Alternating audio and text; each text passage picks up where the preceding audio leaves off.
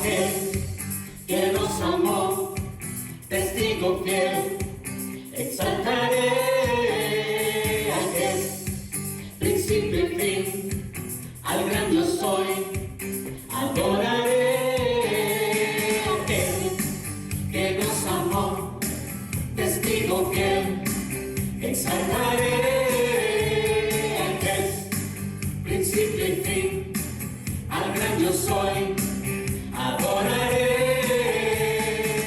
a Jesús mi Señor, resplandor de la gloria de Dios,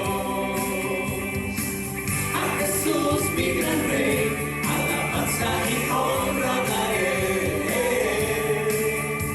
aquel que nos amó, testigo fiel, exaltaré aquel principio y fin, al gran yo soy, adoraré a Jesús mi Señor, resplandor de la gloria de Dios, a Jesús mi gran Rey, alabanza y honra daré,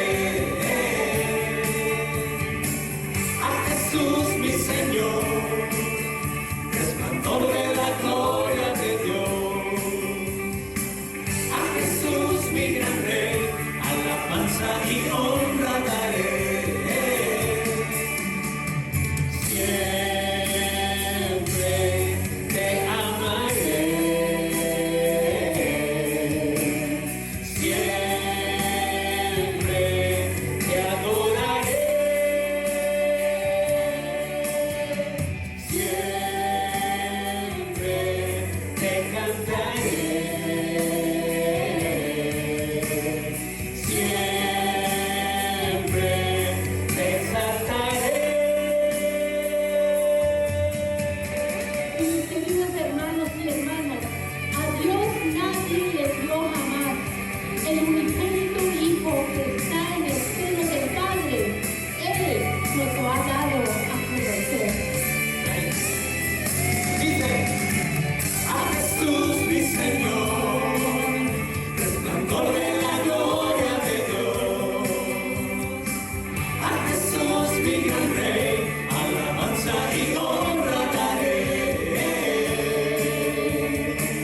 a Jesús mi Señor, resplandor de la gloria de Dios, a Jesús mi gran Rey, alabanza y honra daré, alabanza y honra daré, alabanza y honra daré.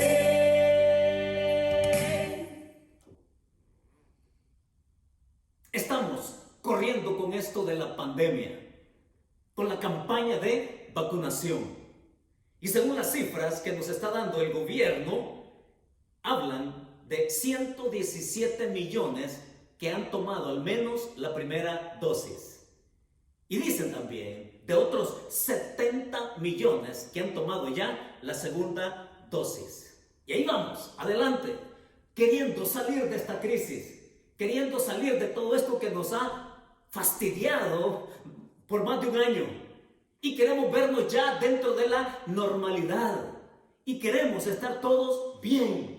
Pero todavía falta, y en medio de lo que sigue siendo esta crisis, esta pandemia, hay muchas personas que están buscando sacar ventaja de las circunstancias.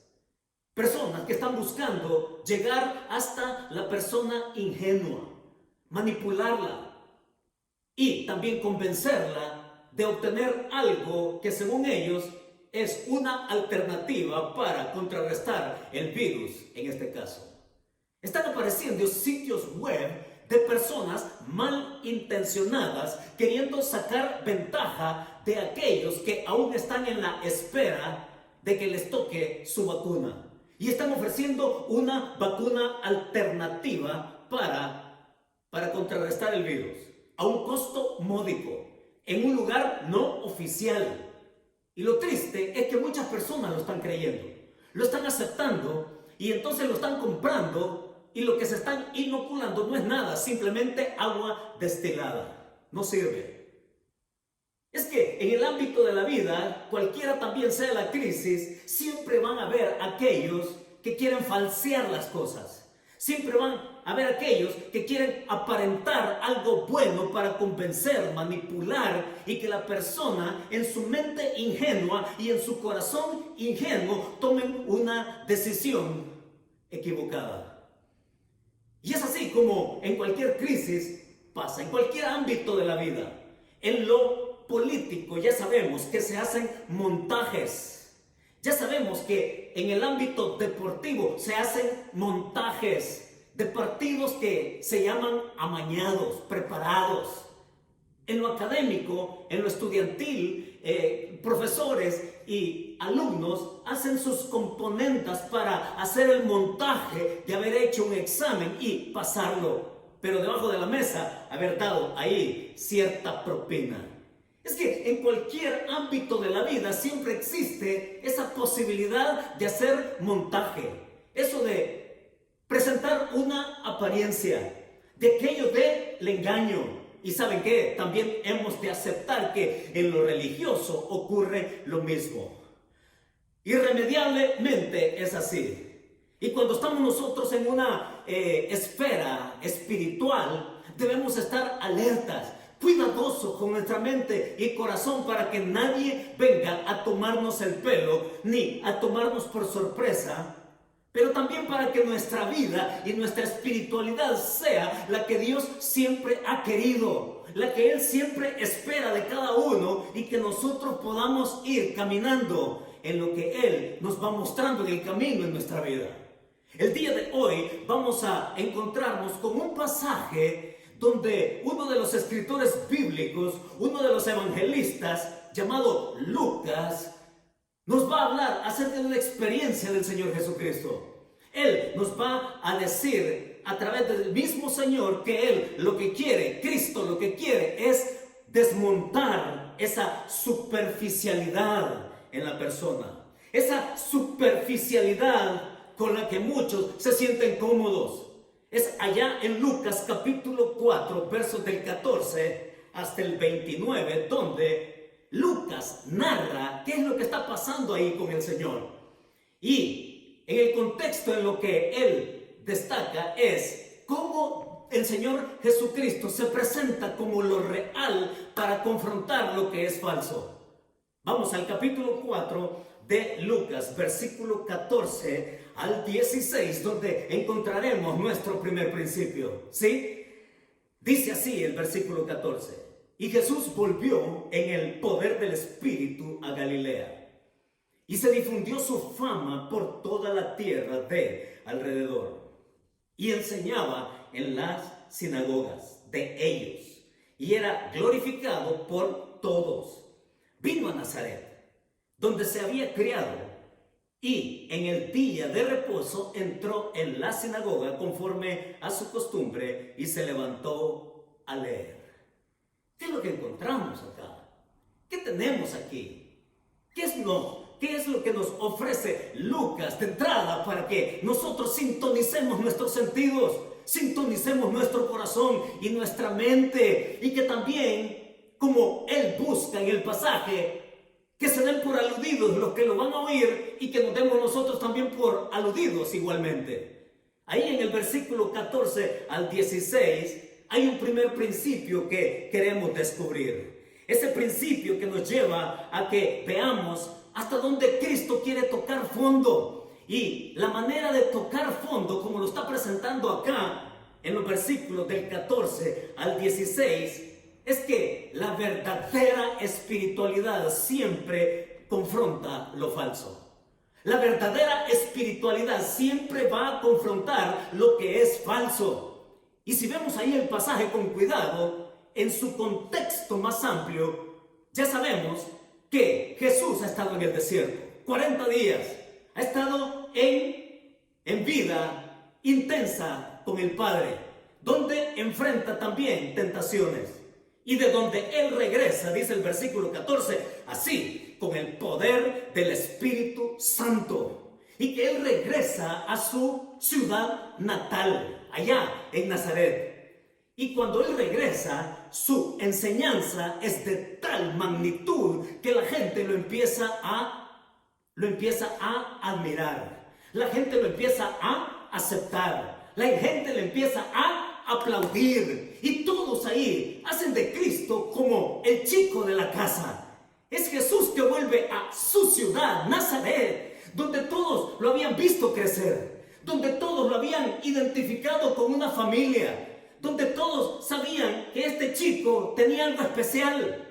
Pero cuando regresa en el poder del Espíritu Santo a su ciudad, él da muestras de su verdadera espiritualidad, de su genuino corazón. Es que no puede ser para menos ser investido con el poder del Espíritu Santo, y de esa manera su palabra y su vida se van a mostrar con una verdadera espiritualidad que va a confrontar lo que es falso.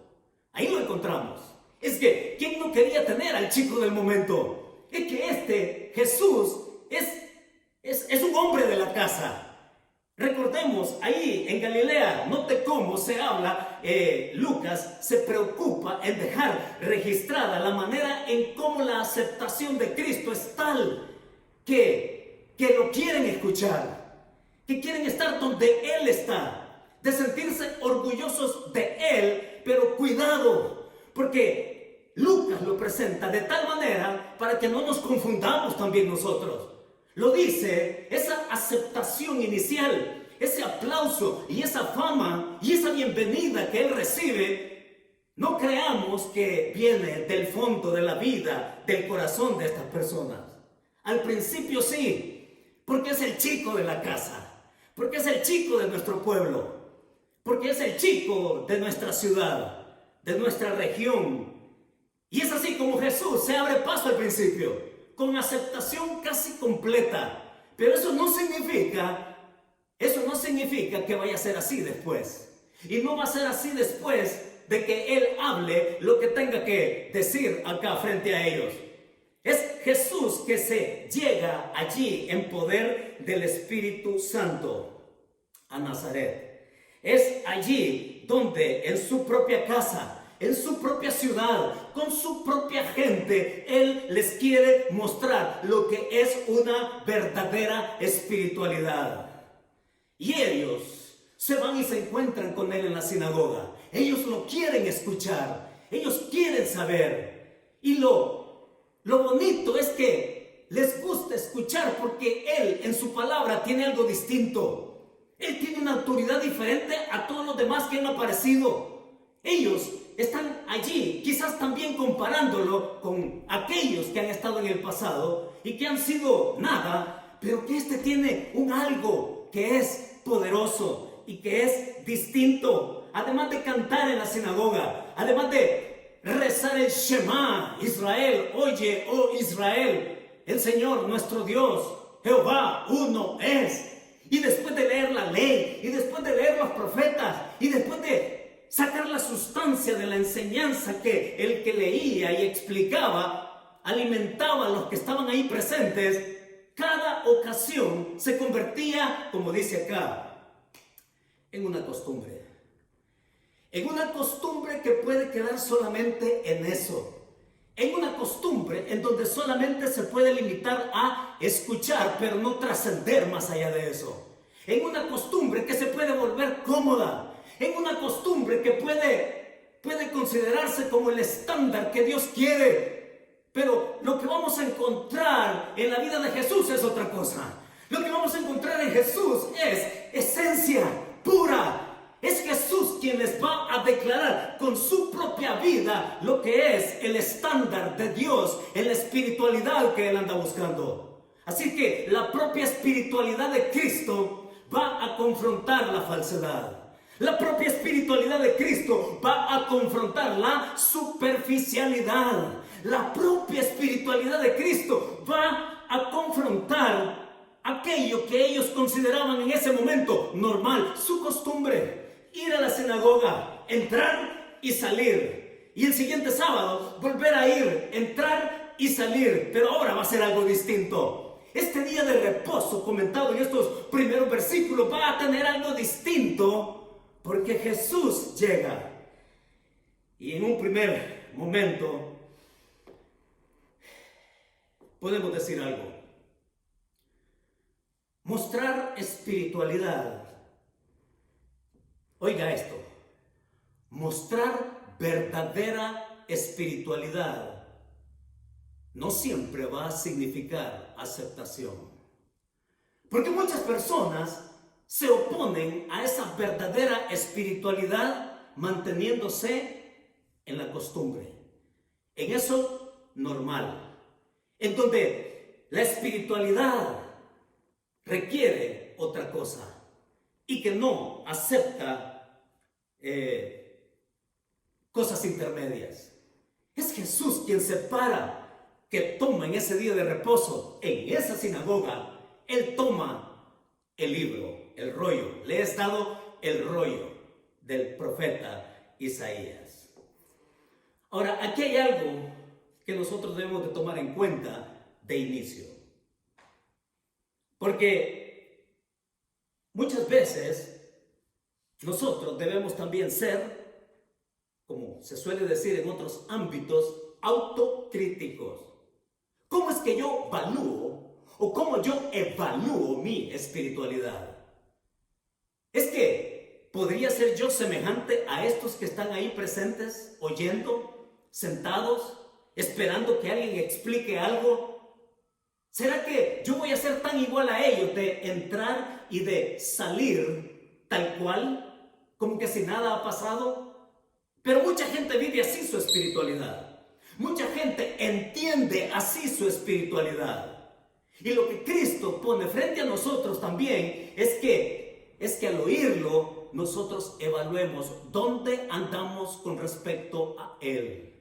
¿Cómo andamos con respecto a Cristo, al Padre? ¿Cómo es que nosotros podríamos decir hoy, en medio de una crisis, en un ámbito que nos rodea, que nos exige realmente dependencia de Dios?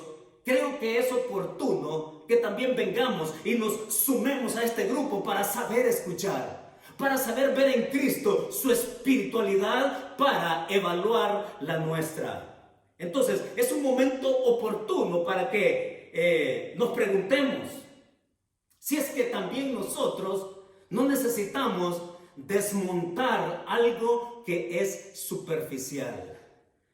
Que nos demos por aludidos si es que debemos desmontar una piedad aparente. Desmontar quizás algo que hemos considerado costumbre y que esa costumbre se nos ha hecho normal, pero que no trasciende más allá de ello. Es necesario que nosotros vengamos y que aquilatemos qué tan real es nuestra piedad y qué tan auténtica y genuina es nuestra espiritualidad. Ahora sí, hay algo que nosotros debemos de tener y ser muy conscientes de ello. Porque aun cuando nosotros estemos en el camino de la fe, aun cuando querramos más de Dios y aun cuando estemos dispuestos a ir adelante con Él, siempre va a ser así. Es que ponernos al lado de la espiritualidad del Maestro, del Hijo de Dios, siempre nos vamos a quedar cortos. Pero aquí de lo que se trata, mis hermanos, es que la verdadera espiritualidad camina al lado de la espiritualidad de Jesucristo. No a lo que yo considero que me hace sentir cómodo y acostumbrado. Es que cuando caminamos en la espiritualidad que Dios desea, es cuando venimos a caminar junto con Él, aun cuando sabemos que tenemos mucho trecho que caminar. Ahí es donde nos sitúa el pasaje Lucas. Y él nos lleva a continuación a una segunda situación especial. Porque dijimos en el versículo 16, 17, que a él se le da el rollo del libro del profeta Isaías. Y es ahí donde vamos ahora a nuestro segundo principio. Y dice ahí el versículo 17. Y se le dio el libro del profeta Isaías. Y habiendo abierto el libro, halló el lugar donde estaba escrito: el Espíritu del Señor está sobre mí, por cuanto me ha ungido para dar buenas nuevas a los pobres. Me ha enviado a sanar a los quebrantados de corazón, a pregonar libertad a los cautivos y vista a los ciegos, a poner en libertad a los oprimidos, a predicar el año agradable del Señor. Eso es lo que narra Lucas de lo que el Señor leyó. Son palabras directas del Señor leyendo al profeta Isaías. Ojo con esto, porque todo esto va a tener una conexión histórica. Todo esto va a tener una conexión inmediata y una aplicación inmediata. Hay una sucesión, hay una continuidad. Jesús toma el rollo, lo abre, lo lee, y lo que Jesús está haciendo en este momento es dándonos el segundo principio en el versículo 17 al 19. ¿Qué es este? Lo que Jesús está diciendo al leerlo y al explicarlo y al aplicarlo es esto: vive tu conversión en comunidad sin abstraerte. Óigalo de nuevo: vive tu conversión, sí, en tu comunidad sin abstraerte. Lo que encontramos acá en el pasaje es Jesús dándole continuidad a la profecía de Isaías. Usted puede leer Isaías capítulo 61, versículos 1 y 2, y es a esa parte a la que se refiere el Señor. La lee tal cual. Hay algo que vamos a ver que hace diferente lo que Isaías dijo en su momento en el capítulo 61 y lo que Jesús dice acá de él y lo que dejó de decir Jesús también, de lo que contiene Isaías. Esto es hermoso porque, mis hermanos, hay algo que nos pone a nosotros en conexión directa de lo que vivimos con Cristo, pero no solamente con Él, porque vivir con Cristo una verdadera, real, genuina, auténtica espiritualidad nos conecta con la gente. Es de eso a lo que se refiere Jesús ahí en los versículos, especialmente 18 y 19. Vive tu conversión, está diciendo. Vive tu espiritualidad en comunidad sin abstraerte. Es decir, no te reserves. Vive tu espiritualidad, tu creencia en mí, tu fe en mí. Vívela en comunidad. Sin esconderte, sin abstraerte, sin allá enconcharte, sin encapsularte. Vive tu fe en mí en comunidad. Siempre Jesús, si hay algo que Él tuvo, fue un sentido profundo de comunidad. Y mire cómo Él, haciendo uso y dándole continuidad a la lectura de lo que Isaías en su tiempo escribió, note cómo lo aplica, porque Él dice así: el Espíritu del Señor está sobre mí. Y son las palabras que Isaías dijo en su momento de lo que Dios le había dicho que dijera. Es decir, el profeta dando palabras de Dios al pueblo.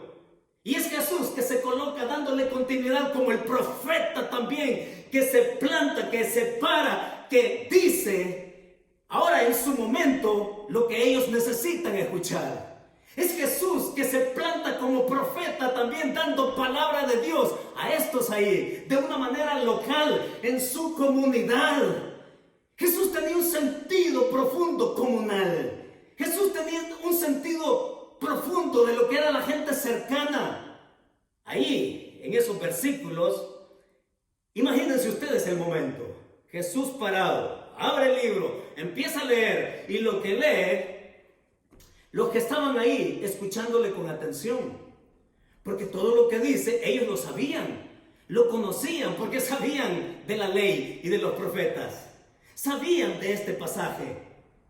Y aquí Jesús habla de tal manera que ellos podrían estar pensando que se está refiriendo a otros. Note cómo el sentido de comunidad de Jesús se enfatiza en la manera plural de hablar. Dice ahí a los pobres. Dice ahí a los quebrantados de corazón. Dice ahí a los cautivos. Dice a los ciegos, a los oprimidos. Y todos los que estaban presentes sabían que su ciudad Nazaret estaba llena de personas así. Ellos podrían pensar, está hablando de todas estas personas que yo veo a diario en mi caminar hacia mis oficios cotidianos. Ellos podrían estar pensando, sí, está hablando de aquel vecino que la está pasando mal. Está hablando de aquel cojo que yo me encuentro en la esquina. Está hablando de aquella mujer también que está ciega. Está hablando de aquella otra persona identificada como aquel que está cojo. En fin, ellos podrían estar leyendo con toda normalidad, escuchando con toda normalidad lo que Cristo lee. Y pensando que el asunto tiene que ver con todos aquellos alrededor, en su calle, en su cuadra, en su ciudad, en su provincia. Pero lo interesante es esto: que no solamente Jesús está pensando en ellos, en los de afuera, en los de allá, afuera de la sinagoga. El pasaje está siendo leído para los que están presentes. Ellos mismos se den por aludidos, porque lo que Cristo está describiendo acá es la situación espiritual en la que estos ahí presentes están viviendo. La situación espiritual de ellos es una costumbre. La situación espiritual de ellos es una piedad aparente. La situación de ellos es una espiritualidad montada y sentirse cómodo con ellos. Es Jesús quien les está diciendo dar vista a los ciegos porque hay una ceguera espiritual. Levantar a los cojos porque cojean en una vida sin fe. Liberar a los cautivos porque están prisioneros por el pecado. Y así Jesús se pasea en aquella lectura de Isaías. Y es interesante que todo esto, por lo que dice allá Isaías, son las señales evidentes del ministerio, de lo que todos los allí presentes identifican como las señales que el Mesías iba a tener, que el Mesías iba a realizar. Todo esto dicho acá, desde el tiempo de Isaías, se entendía que esas iban a ser las señales que el Mesías iba a dar para establecer su identidad y su presencia entre un pueblo que supuestamente debía creer y entregarse a él, pero no es así el caso. Recordemos el contexto. Estamos en Nazaret, estamos en Galilea, y esa primera bienvenida y esa aceptación y esa fama y todo lo que está viviendo esta gente al principio no significa que va a ser así al final. Jesús, con su espiritualidad, confronta la falsa espiritualidad. Jesús vive su fe, su vida, su espiritualidad genuina, la vive en comunidad. Y ciertamente Jesús, por todo el ministerio que Él va a realizar y que es comentado sobradamente en los evangelios, vemos cómo Él realiza todo esto. Vemos cómo Jesús sana ciegos. Oigan, en ningún lado del Antiguo Testamento se habla de que alguien haya sido ciego y que haya devuelto la vista. En ningún lado. Ellos desconocían eso. Era una señal exclusiva del Mesías.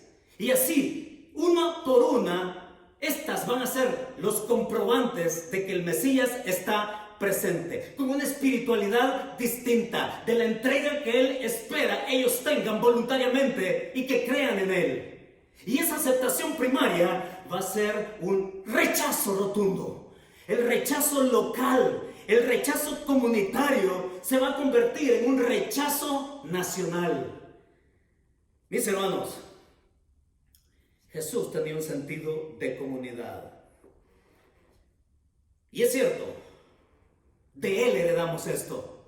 Como iglesia queremos ser una iglesia, y véase usted como un cristiano, como un creyente, como un miembro de esta iglesia que vive comprometido con nuestra comunidad.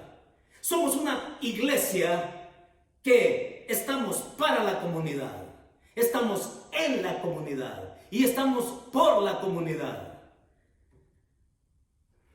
Y saben que durante esta pandemia ha habido todo tipo de críticas a nuestra iglesia. Ha habido toda clase de opiniones en nuestra iglesia, con esto de que por los reglamentos de cierre, distanciamiento y demás tuvimos que pausar en congregarnos así como lo hacemos y como estamos intentando retornar. Y nuestra comunidad estaba al pendiente de nosotros. Y no es que nosotros demos un paso atrás, sintiéndonos como derrotados por lo que la gente piensa, por lo que la gente dice, o por el malestar que le podemos causar a la gente en cuestiones de no aceptar las regulaciones dadas por el gobernador con respecto a congregarnos. Hay mucho más que decir de eso. Será en otra ocasión.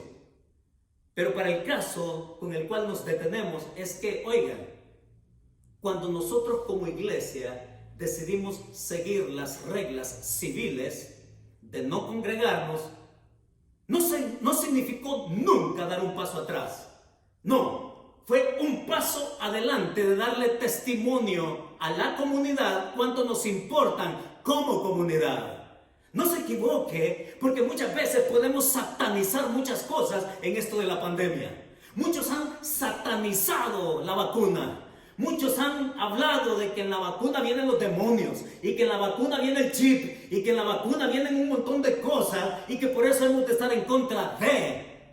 Y de igual manera, cuando se dio este cierre, pero cerrar las iglesias no fue dar un paso atrás, no, fue dar un paso adelante. Y el testimonio de nuestra iglesia en nuestra comunidad fue la comunidad agradecida. Oiga esto, la comunidad agradecida por estimarles de tal manera que al no congregarnos eso podía evitar un contagio acá.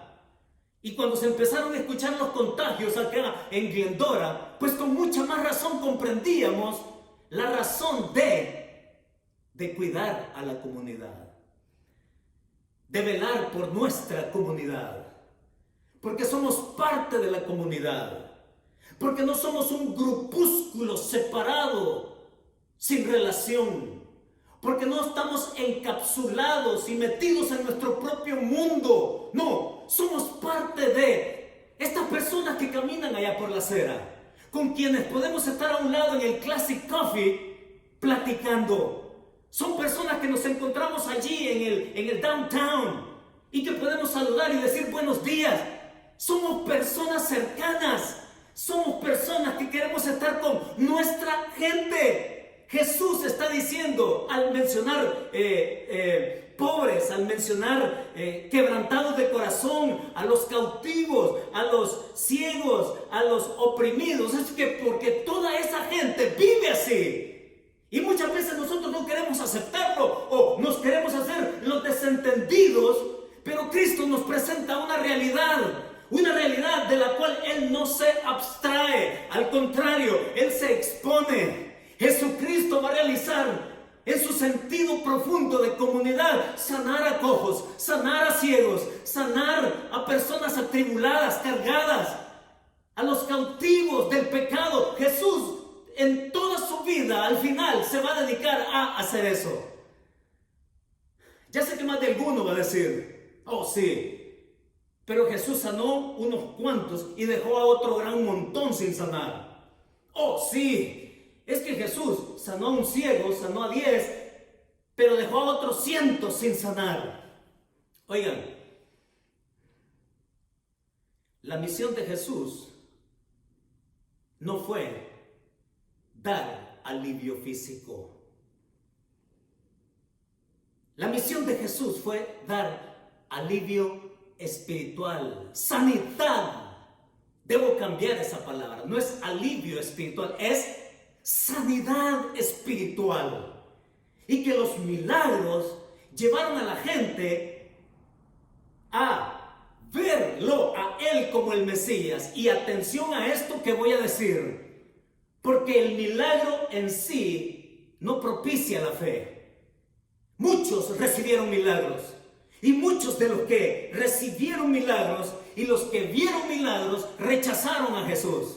El milagro en sí no propicia la fe. Es que la fe se sitúa en el paso definitivo de creer que este hombre, Jesucristo, es el Mesías, es el Hijo de Dios, es el que perdona. Y aun cuando tenga algún padecimiento, eso no es la limitante.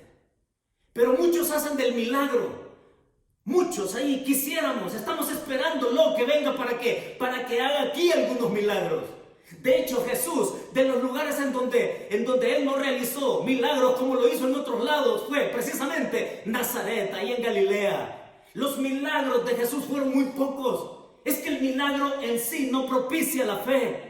Es el corazón atraído en su gracia que lo lleva al convencimiento de lo que esta persona, de lo que este hombre está diciendo sobre mi condición espiritual de pecado, y que me ofrece su gracia, su perdón y su redención. Debería bastarme sin necesidad de un milagro. De hecho, óigalo, de hecho creer en Jesucristo como Señor y Salvador es el milagro más grande del cual nosotros podemos ser testigos acá en esta tierra. Es la sanidad de la condenación por el pecado. Es la sanidad prometida y dada por el Señor. Él tiene un sentido profundo de comunidad. Y al igual que Él, Jesús nos dice a cada uno de nosotros, ahí donde vivimos, en nuestra cuadra, en nuestra calle, en nuestro vecindario, ahí donde estamos, donde trabajamos, vive tu conversión, vive tu espiritualidad en comunidad sin abstraerte. Así es como el Señor lo pone. Así es como el Señor nos llama. Hay algo más que debemos de decir con respecto a esto. Porque vivir nuestra espiritualidad en comunidad, de ahí dijimos hace un momento que lo que dice Jesús es tan trascendental para su propio momento y de lo que Él va a vivir en comunidad, como para los cristianos en el resto de la historia, en adelante hasta acá, hasta nuestro día. De vivirla así. Pero hay algo que el Señor no lee. Hay algo que el Señor no lee y que en el pasaje deliberadamente Él no lo lee porque es algo que continúa a lo que Él está diciendo acá. Jesús ha dicho todo esto, que describe como el Hijo del Hombre, el Hijo de Dios, el Verbo encarnado, vino a ser parte de nosotros para llevarnos a la espiritualidad deseada por el Padre, al creer en Él. Es ese tiempo de gracia. Y lo que Jesús no leyó del profeta Isaías, que está dentro de esto, que está acá, y si usted lee Isaías capítulo 61, ahí va a decir, a predicar el año agradable del Señor, el día de la venganza de Jehová.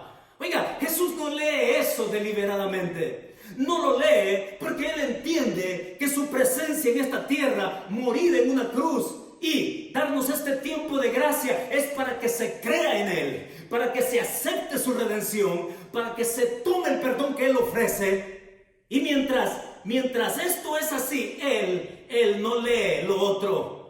Él no lee el día de la venganza de Jehová. Es que nadie quiere llegar a ese momento sin haber arreglado primero su situación espiritual con Dios. El día de la venganza, el día en que Cristo, su segunda venida, que está pronta, que es inminente, en su primera venida, esta donde los comentaristas evangélicos, estos Lucas, Mateo, Juan, Marcos, todos ellos hablan. Ellos nos presentan el tiempo de gracia de Cristo para nosotros. Porque es tiempo de esperanza.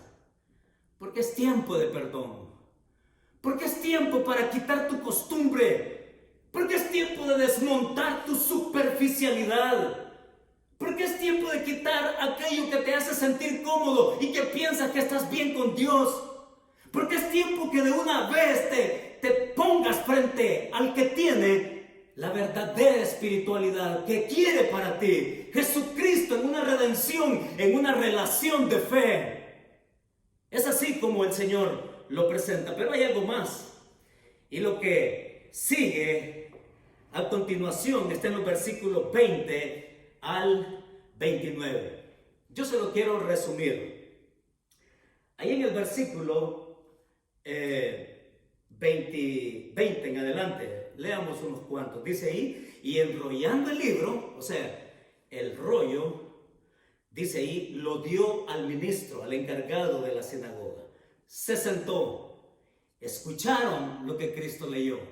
Ellos pensaron que estaba hablando de otros, de aquellos de allá afuera, los cojos, los ciegos, los pobres, etc. Y cuando termina, lo enrolla, lo entrega y se sienta, todas sus miradas fueron dirigidas hacia él. Porque esperaba todo el mundo que él explicara el pasaje. Y es eso lo que a continuación sucede. Dice en el verso, y comenzó a decirles, hoy se ha cumplido esta escritura delante de vosotros. Y ellos van a escuchar algo distinto de lo que habían estado oyendo sábado a sábado. Cada día de reposo, cada día acostumbrado. Ahora la novedad en este nuevo día de reposo va a ser que Jesús se para, lo lee. Y después, cuando todas las miradas y la atención están puestas en Él pasa a decirles, hoy se ha cumplido delante de vosotros esta profecía. Jesús le da continuidad a Isaías y le dice en este preciso momento, hoy se ha cumplido. Hoy ustedes lo tienen frente a cada uno. Hoy es el día en que ustedes pueden conocer al Mesías. Verso 22. Y todos daban buen testimonio de él. Y estaban maravillados de las palabras de gracia que salían de su boca. Y decían, ¿no es este el hijo de José? Y lo que decíamos al principio, ¿no? La bienvenida, la fama. Lo que todos querían tenerlo en un principio, luego se va a empezar a volver un cuestionamiento. ¿No es este el hijo de José?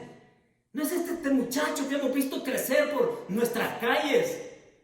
¿No es este hombre que está de mi edad como la tuya? En fin, lo veían tan normal, pero este hombre tenía una espiritualidad. Una espiritualidad que quería que los demás también tuvieran. Y él les dijo en el versículo 23, sin duda me diréis, y Jesús anticipa todo lo que viene. Ojo con esto. Jesús anticipa todo lo que viene. Sin duda me diréis este refrán, médico, cúrate a ti mismo. De tantas cosas que hemos oído que se han hecho en Capernaum, haz también aquí en tu tierra. Así como hiciste milagros por allá, haz algunos milagros por acá, para que ya no seas solamente el hijo de José, que es el que conocimos de niño acá en nuestra comunidad. Y dice en el versículo 24, y añadió, de cierto os digo que ningún profeta es acepto en su propia tierra. ¿Qué es el principio acá? Usted puede leer el resto del pasaje en casa, pero el principio acá, por los ejemplos que Jesús va a poner, el principio acá es este: dale paso a la fe real que rompe lo aparente. Dale paso a la fe real que rompe lo aparente, lo superficial. Y Jesús pasa a relatar un par de ejemplos. Yo no necesito a usted darle un ejemplo ahora. No, los ejemplos los pone Jesús de algo que ellos conocían muy bien. Recordemos dónde es que está sucediendo esto. Es en Nazaret, es en la provincia de Galilea, es en el norte de Palestina, en el norte de Israel. Y los ejemplos que Jesús va a poner tiene que ver con dos personajes que precisamente eran de esa región. La primera persona que se va a mencionar en el versículo 25, y en verdad os digo que muchas viudas había en Israel en los días de Elías. Jesús va a traer a colación un ejemplo, y se trata de esta viuda, y que hace énfasis en el versículo 26 donde dice que era una mujer de Sarepta de Sidón. Sarepta de Sidón. Un poco de geografía nos cae bien, porque Sarepta de Sidón justo quedaba ahí, a un lado de la provincia de Galilea, ahí en el norte de Israel, ahí donde eran todos estos. Ellos crecieron, desde su infancia crecieron oyendo de una viuda en el tiempo de Elías. Y esa viuda va a ser el contraste entre lo que es creer y lo que es tener incredulidad por parte del rey de Israel. Usted revisa la historia, le invito a que vaya y que lea la historia, porque Dios trata con el pueblo y les dice que va a haber sequía. Y es Elías el que dice no va a llover. Y ya sabemos nosotros qué pasa cuando no llueve. Si no llueve, no hay terrenos fértiles. Y si no hay terrenos fértiles, no hay fruto. Y si no hay fruto, no hay comida. Y se viene una hambruna, una sequía por 3 años, una hambruna salvaje. Y de pronto sale la escena del tiempo de Elías, del rey Acab, del que se supone debería de tener fe en Dios y de aceptar la palabra del profeta Elías. Pero en vez de aceptar la palabra de Elías, Acab decide rechazar. Acab decide mantenerse en su incredulidad. Y ante esa escena aparece esta viuda que llega allí. Le dice Dios a Elías: ve, yo he dado orden a una viuda para que te alimente. Y llega Elías, le da la palabra de Dios a esta pobre mujer, a esta viuda desamparada, que lo único que le faltaba era morirse, pero que al recibir al profeta, al creer en la palabra de Dios a través del profeta, esta mujer es alimentada. Esta mujer es dada con la gracia de Dios en provisión. Esta mujer viene a ser creyente y es una mujer no judía, es una mujer pagana, es una mujer de Sarepta, de Sidón, allá en el norte de Israel. Esa es la primera mención que hace Jesús en su ejemplo. ¿Pero por qué lo está diciendo? Va a agregar otro ejemplo más. Y va a hablar allí en el versículo 27. Y muchos leprosos había en Israel en tiempo del profeta Eliseo. Ya sabemos que Eliseo fue el que le dio continuidad a lo que el profeta Elías también había hecho en el pueblo de Israel. Y es Eliseo el que tiene una experiencia con este hombre llamado Naamán, sirio, también de allá del norte de Israel, allá en la frontera norte con Israel. Y este Naamán, un militar preferido por el rey, querido por el rey, pero leproso. Y este quiere mediar por él. El rey quiere mediar por su soldado favorito. Y manda cartas allá al rey Joram. Joram es el hijo de Acab. Y Joram recibe cartas donde le dice el rey de Siria: sáname a este. Y el rey Joram rasga sus vestidos e interpreta que lo que está tramando aquel es un complot para invadirlo. Pero cuando Eliseo escucha que Joram ha rasgado sus vestidos, le dice: mándamelo a mí porque yo sé qué hacer. Y es este Naamán. Usted puede leer también la historia en Segundo de Reyes, capítulo 5, y la riqueza que va a encontrar ahí. Entonces, pensemos por un momento. Llega Naamán. Ni siquiera Eliseo sale a recibirlo. Desde adentro de su casa le manda a decir a Giezi, su criado, que le diga: mira, ve y lávate 7 veces allá en el Jordán.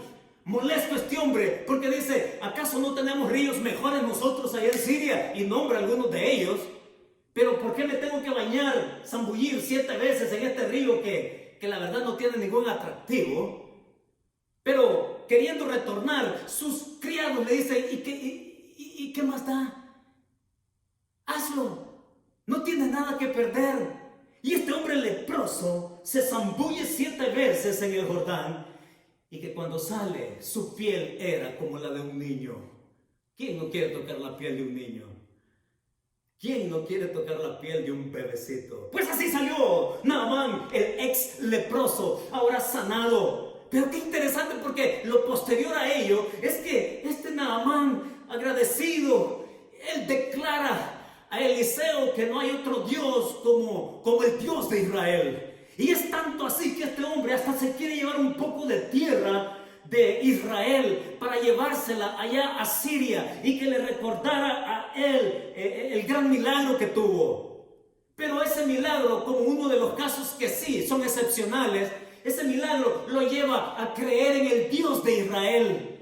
Y es este Naamán que dice: yo creo y me llevo allá, dejo mi idolatría, dejo mi religión, dejo mi paganismo y me entrego a Yahweh, al Dios de Israel. ¿Por qué lo está diciendo Lucas acá? Porque Jesús tiene que decir la historia de la viuda, porque tiene que decir la historia de Naamán. Y en el contexto acá es porque Jesús pone en evidencia la superficialidad de estos que están ahí reunidos y que la bienvenida que le dieron al principio. Por eso, cuando se ven confrontados con su piedad falsa, cuando se ven confrontados con su superficialidad, entonces ellos ahora se van a convertir en un rechazo comunal, en un rechazo local, y ese rechazo se va a extender por todo el país al punto que ya sabemos cómo va a terminar la historia. Ya sabemos que Jesús va a terminar en la cruz del Calvario. Ya sabemos que ahí todo va a ser consumado, pero que mientras esto se está dando, venimos a nosotros mismos. Venimos a nosotros mismos. Porque es inevitable que algo así lo pasemos por alto.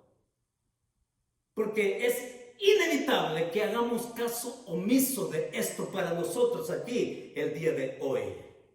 Y para ustedes que nos están escuchando, Jesús está diciendo: dale paso a la fe real que rompe lo aparente, que rompe la incredulidad. Dale paso a la fe que rompe tu costumbre, que rompe tu religión, que rompe tu comodidad, que rompe todo lo que has confiado antes, a lo que es real, a lo que es la verdadera espiritualidad con Jesús, creyendo en Él.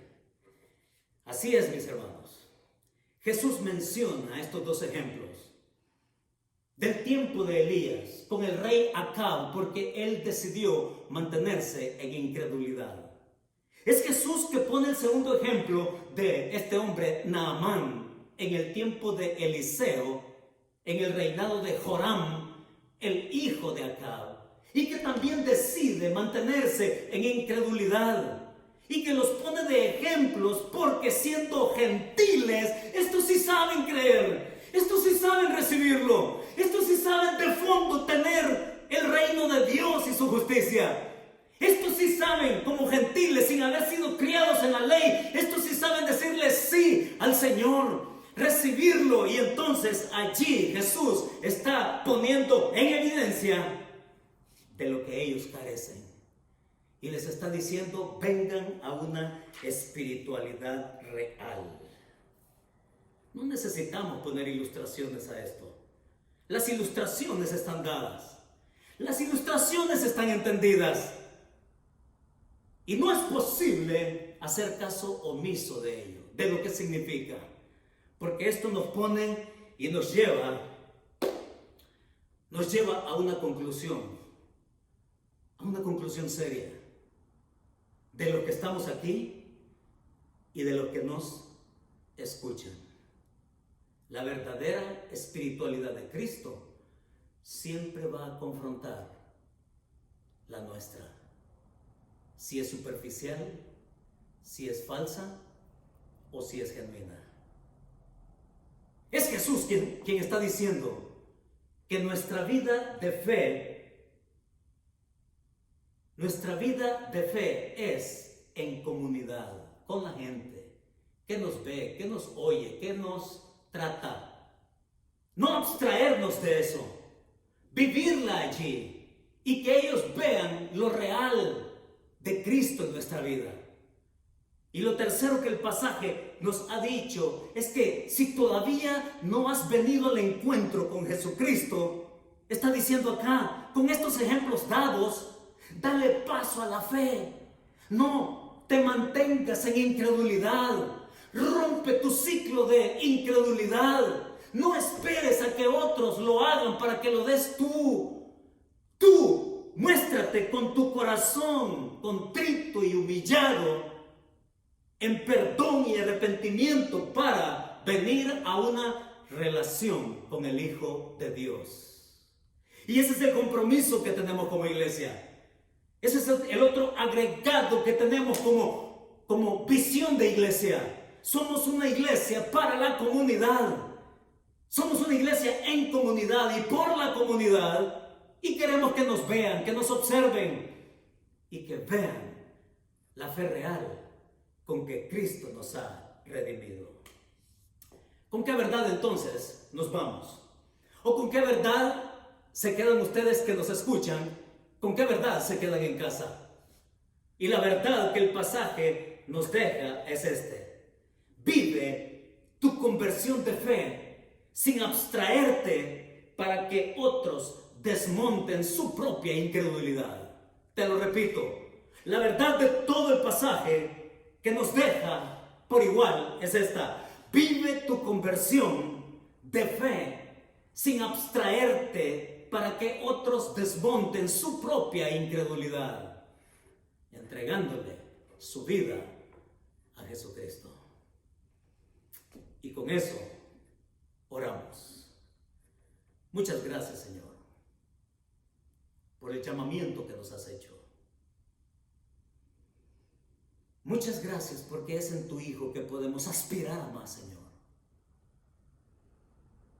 Porque el habernos redimido nos hace aspirar más en Él, querer más con Él, ir adelante con Él también. Déjanos ser, Señor, en tu propósito, iglesia, en comunidad. Sin abstraernos, sin escondernos, sin enclaustrarnos, Señor, sin encapsularnos como muchos hacemos. Que podamos salir para que ellos también vean y salgan de su propia incredulidad. Oro por aquellos que nos oyen, o por aquellos que aquí están presentes y que no han tomado una decisión por Cristo. Este puede ser tu momento, diciéndole: Señor, llegó el convencimiento de mi vida que necesito tu perdón, necesito tu gracia, necesito la redención que tú ofreces. Y en este día yo termino mi ciclo de incredulidad. Este día yo rompo con mi costumbre, con mi religión, con todo aquello que he considerado bueno, pero que es aparente, que es falso, que es superficial. Y tomo, Señor, la espiritualidad tuya en tu Hijo, la nueva vida en Cristo. La tomo por fe. Desde lo profundo de mi corazón te entrego mi vida. Acepto, Señor, tu perdón. Y recíbeme como tu Hijo hoy. Gracias por la esperanza que me das en Él. La redención eterna, tus promesas. Muchas gracias, Señor. En Cristo Jesús. Amén y amén. Mis hermanos, que Dios nos bendiga.